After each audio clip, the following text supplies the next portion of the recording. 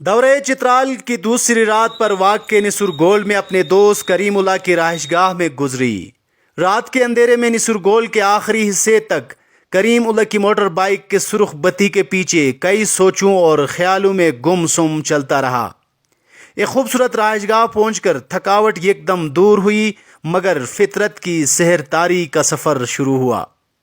صبح ہوتے ہی وہیں پر کریم اللہ کے ساتھ فطرت کی آغوش میں منظر کشی کے لیے نکلے۔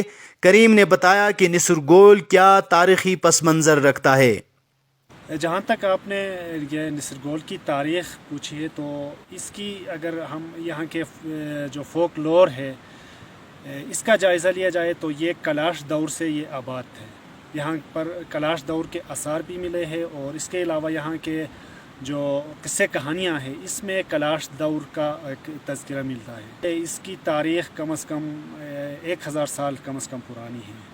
بنیادی طور پر نسر گول جو ہے یہ سنوغر اور میراگام کا ایک گرمائی چراگاہ کے طور پر یہ استعمال ہوتے آئے ہیں، اور یہاں کے لوگوں کی اکثریت جو ہے وہ بیسیکلی یا تو میراگام نمبر 1 کے مائیگرنٹ ہے یا پھر سنوغر کے مائیگرنٹ ہے، جو بعد میں یہاں پر مکمل طور پر ہم شفٹ ہو گئے۔ یہ بھی فوک لور ہے کہ 3 بھائی یہاں پر رہتے تھے قدیم زمانے میں۔ دربت شالی کا ایک کنسپٹ ہے، اور اس کے علاوہ سک نامی ایک بھائی کا کنسپٹ ہے۔ دربت شالی کے بارے میں کہا جاتا ہے کہ وہ بہت ہی زیادہ کنجوس تھے، تو اس کے جو آبادی کے اثرات ہیں وہ بھی یہ بیابان جو ہے یہاں سے نیچے پروگلشت یا نسر گول کے بالکل نیچے، وہاں پر اس کی وہ آبادی کے نشانات ہیں، قبر وغیرہ کے نشانات ہیں، اور اس میں ایکسکیویشن بھی ہوئی ہے۔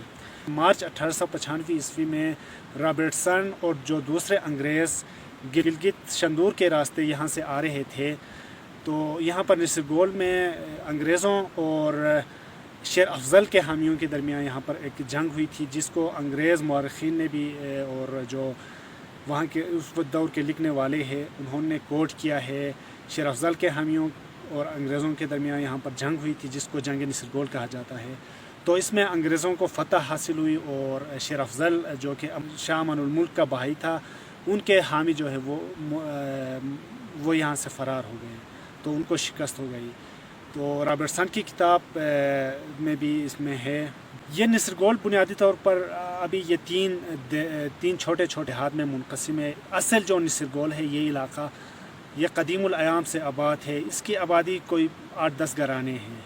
اس کے ساتھ ہی ایک دوسرے سائڈ میں اس کو ہم سکولسٹ کہتے ہیں، وہ جو دربت شالی کا باعث سک ہے وہ قدیم زمانے میں وہاں رہتے تھے۔ پھر یہ وہ علاقہ دوبارہ غیر آباد ہو گیا، کوئی تباہی آ گئی، کیا ہوا۔ اس کے بعد میں 1940s کے بعد اس کو دوبارہ آباد کیا گیا، تو اس کی آبادی سکولسٹ کی آبادی کوئی 5-6 گھرانے ہیں وہ بھی۔ اور یہاں اس سائڈ میں نیچے جو بیابان کے ساتھ جو آبادی ہے وہ تقریباً اس کے آباد ہونے کی تاریخ کوئی 1960s کے بعد ہے، تو اس کی آبادی کوئی 50 گھرانوں پر مشتمل ہوگی۔ کل ملا کے ہم 50-60 گھرانے یا 70 گھرانے ہوں گے جو 3 دیہات میں پر منقسم ہیں۔ نسر گول سے رخصت ہوتے ہوئے پک ڈنڈی سی سڑک کے ساتھ قطاروں میں پنچکیاں دیکھی۔ رہا نہ گیا، اتر کر پنچکی سے وابستہ بولی بالی بصری یادیں تازہ کر گیا۔ میرے آگے اٹھتی مٹی کی دھول بتا رہی تھی کہ کریم اللہ تیزی کے ساتھ مگر نسر گول کی خوبصورتی سے بے نیاز آگے بڑھ رہے ہیں، مگر میرا دل دربت شالی کی طرح کنجوسی پر مجبور تھا، اور یہی کنجوسی فطرت کے نظاروں کے لیے تھی جو لالچی میں بدل چکی تھی، اور میں نسر گول میں پھیلی فطرت کے ہر نظارے کو اپنے کیمرے میں مقید کرنا چاہ رہا تھا۔ میرے دل میں بس ایک چاہ بھی تھی جو مجھے سنوغر پہنچنے پر اکسا رہی تھی، لیکن زیارت خان زیرک المعروف سنوغر ملنگ کی مزار پر حاضری سے پہلے ان کے محبوب کی غاری کی خوشبو ساتھ لے جانا بھی ضروری تھا۔ کوار کلاسیکل شاعری کا مہان شاعر زیارت خان زیرک المعروف سنوغر ملنگ سنوغر میں مدفون ہے۔ سنوغر وہ جگہ جہاں زیارت خان زیرک نے آنکھ کھولی، 93 سال اپنی آنکھوں سے سنوغر کو دیکھتا اور گاتا رہا۔ سنوغر عشق بن کر زیارت خان زیرک کے رگوں میں خون کے ساتھ 93 سال دوڑتا رہا، اور کھوار ادب میں ایک ایسا مقام پایا کہ شاید 93,000 سال بعد بھی بلایا جا سکے۔ ان کی زندگی اور شاعری پر الگ نشست ہے جو بہت جلد نشر ہوگی۔ میں اس وقت سنوغر میں موجود ہوں۔